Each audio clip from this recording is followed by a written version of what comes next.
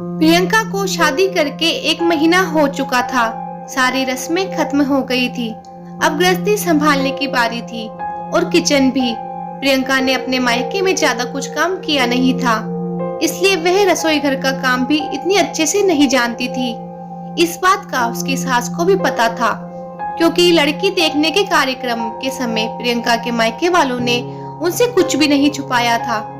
और इस बात से उसके ससुराल वाले भी खुश थे कि कम से कम उन्होंने झूठ तो नहीं बोला। अपने बेटे के लिए प्रियंका पसंद आने की वजह से सास ने भी उनका साथ देते हुए कहा था कि चिंता मत करो, जो तुम अपने माँ से नहीं सीख पाई वह मैं तुम्हें सिखा दूंगी। माँ ने अपनी उस कही हुई बात पर अमल करना शुरू कर दिया था। चाय, दाल और आमलेट बनाना तो वह पहले ही प्रियंका को सिखा चुकी थी। आज कोई मसालेदार सब्जी बनाना सिखा रही थी। सास ने प्रियंका को लाल मिर्च सिलबट्टे में पीसने को दी, क्योंकि वो खुद भी कई सालों से इसी तरह मसाले पीसा करती थी। प्रियंका ने जैसे ही सिलबट्टे में लाल मिर्च पीसना शुरू किया, उसके हाथ चलने लगे थे और मुंह पर पसीना आने की वजह से जब उसने मुंह को छुआ तो उसका मुंह भी जलने लगा था। वो जलन की वजह से हल्का सा छींक रही थी। तब सबका ध्यान उसकी तरफ गया। सास ने पूछा, पहले कभी मिर्च नहीं कूटी थी क्या? मिर्ची कूटते समय हमेशा दस्ताने पहन लेना चाहिए। नहीं मम्मी जी, माँ ने कभी मिर्ची पीसने ही नहीं दी थी। हाँ, कभी कभार धनिया और अदरक पीस लेती थी, लेकिन जब भी मिर्ची पीसने के लिए मैं मांगती तो माँ कहती थी कि तुम इससे दूर रहो, जलन होगी। प्रियंका ने कहा, ठीक है कोई बात नहीं, अब अच्छे से हाथ और मुंह धो लो और थोड़ा घी लगा लो और साइड पर जाकर बैठ जाओ, थोड़ा आराम मिलेगा।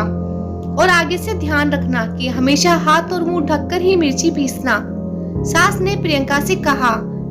प्रियंका के हाथ अभी भी चल रहे थे, जो उसके चेहरे से साफ नजर आ रहा था। महेंद्र अपनी बीबी की ऐसी हालत नहीं देख पा रहा था।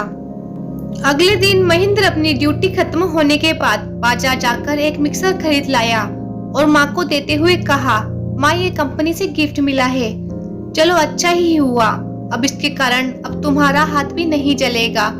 महेंद्र तिरछी नजर से अपनी पत्नी को देख रहा था। उसकी हरकत माँ ने भी देख ली। माँ बोली, अच्छा जी, अब समझ में आया, बीबी को एक बार हाथ में क्या जलन हो गई ही नया मिक्सर आ गया, और मैं इतने सालों से नहीं बताती थी तो क्या मेरे हाथ नहीं जलते थे? अरे भगवान, यह तो अच्छी बात है ना, मिक्सर नया घर में आया है तो सिर्फ तुम्हारी बहू थोड़ी इस्तेमाल करेगी, इसका फायदा तो तुम्हें भी होगा ना। पिताजी ने बात को संभालने के लिए बीच में ही अपनी बीबी को चिढ़ाते हुए कहा, इसलिए कहता हूँ माँ, अपनी तकलीफें बताया करो। आप ही सोचो, अगर प्रियंका ने अपनी जलन छुपाई होती तो किसी को पता नहीं चलने दिया होता तो क्या आज इस घर में मिक्सर आ पाता? जैसे ही मुझे प्रॉब्लम पता चली मैंने उसका सॉल्यूशन ला दिया।